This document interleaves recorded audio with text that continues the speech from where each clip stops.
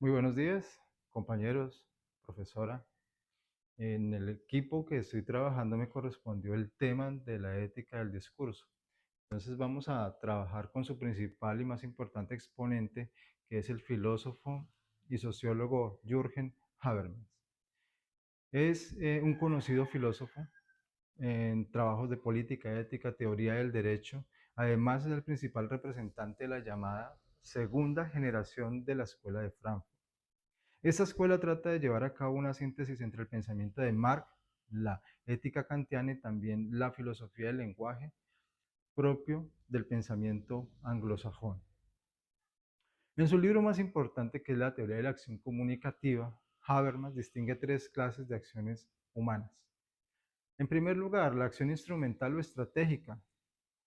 Se propone buscar estrategias para conseguir un fin y un objetivo dirigido por los intereses egoístas del sujeto. Ese tipo de acción se expresa en el ámbito de la ciencia y de la técnica. En segundo lugar, se encuentra la acción comunicativa, acción orientada a la comprensión, es decir, a interpretar y dar sentido a las acciones de los demás sujetos. A través de ella, los hombres se relacionan como sujetos racionales, éticos y políticos.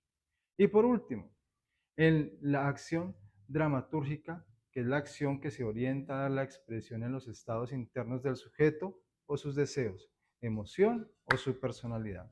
Vamos a centrarnos en las dos primeras, que según Habermas, la acción instrumental y la acción comunicativa son muy diferentes entre sí. La primera pretende controlar y manipular la naturaleza y la sociedad, influyendo en su conducta de los demás. En cambio, la acción comunicativa trata de motivar a los demás seres humanos para que esta conducta sea más racional y más ética.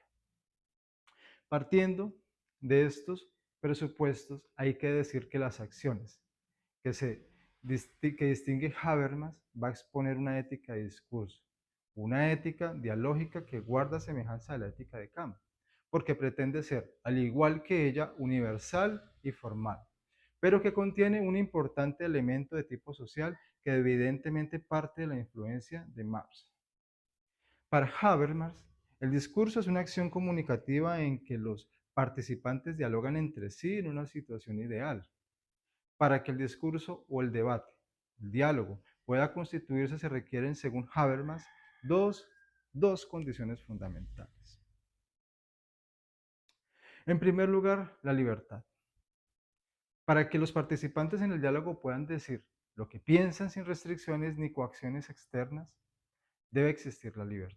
En segundo lugar, debe haber una igualdad entre los participantes de la discusión para que el peso de cada uno de estos interlocutores sea el mismo. Dice que debe haber un peso equilibrado. Estaría limitado por el poder de grupo para poder que los demás interlocutores y sus propios intereses y preferencias sean de peso. Las conclusiones del diálogo no estarían en evidente nivel social si no se cumple esta segunda condición. La ética o la moral del discurso de Habermas se basa en dos principios fundamentales. El primero, el principio del discurso, y el segundo, el principio de la universalidad.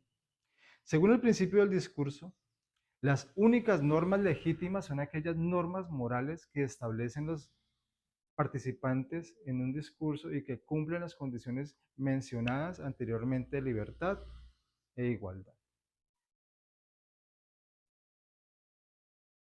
Según el segundo principio de esta ética de discurso, las normas de discurso deben aceptarse para todos los miembros del grupo.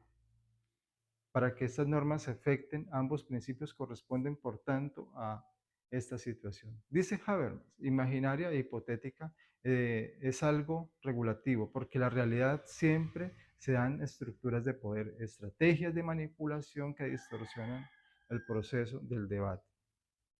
El proceso de evaluar y de exigir razones hay que procurar que sean intromisiones de la pureza del diálogo, sean las menores posibles para que ese diálogo o debate sea lo más objetivo posible.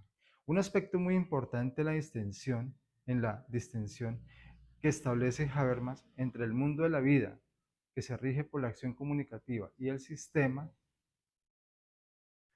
siendo el sistema el conjunto de estructuras creadas y dirigidas por la razón instrumental o la razón estratégica en las sociedades más primitivas, como por ejemplo las sociedades tribales, el mundo de la vida y el mundo del sistema que prácticamente coinciden entre sí.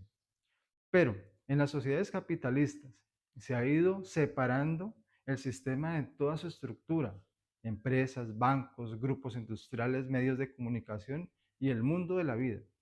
Por otra parte, que ha sido, se ha venido, en este mundo que ha sido colonizado. Esa es la expresión que emplea Habermas por el sistema, de manera que las relaciones humanas se han ido quebrando sometidas a la lógica abstracta de la razón instrumental del interés del beneficio y la utilidad. Frente a la colonización que se ha experimentado, el mundo de la vida parte del sistema, Habermas.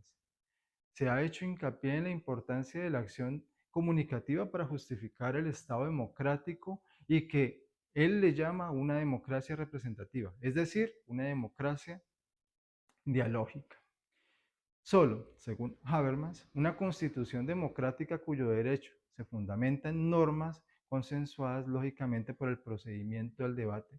Hemos visto anteriormente que según el reconciliar el sistema con el mundo de la vida dentro de una constitución verdaderamente democrática, dice Habermas, son fundamentales.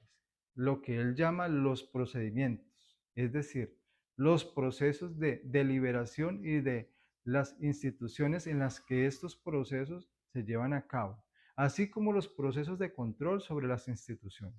Habermas, por tanto, va a defender una democracia fuertemente conectada con la ética y la moral, una democracia procedimental y deliberativa, para Habermas. Para él, lo esencial es que las leyes y las normas estén consensuadas y surjan de un proceso de liberación que tienen lugar las instituciones y que han de constituir y garantizar la libertad del discurso. En este sentido, Habermas señala que la Constitución es fundamental para la creación de un Estado democrático moderno. Él señala que estos estados son generalmente hoy día multiculturales, por lo que se establece un concepto en el que el patriotismo constitucional, es decir, un patriotismo que no se basaría en elementos religiosos o raciales nacionales, más bien nacionales, como sucede con los nacionalismos excluyentes, sino en compartir e identificar por parte de todos los miembros un Estado como un proyecto ético, político que se plasma en valores y derechos contenidos en la Constitución y una noción dialógica consensuada en la ciudadanía. Por lo tanto, se trata de un patriotismo basado en cierto modo del mundo en la vida, en el que se puede construir individuos de diferentes etnias, diferentes religiones. En perspectivas, se sostiene una constitución. Tiene la constitución basada en la democracia deliberativa y no solo se expresa en el marco legal y jurídico, sino ante todo y sobre todo un proyecto ético.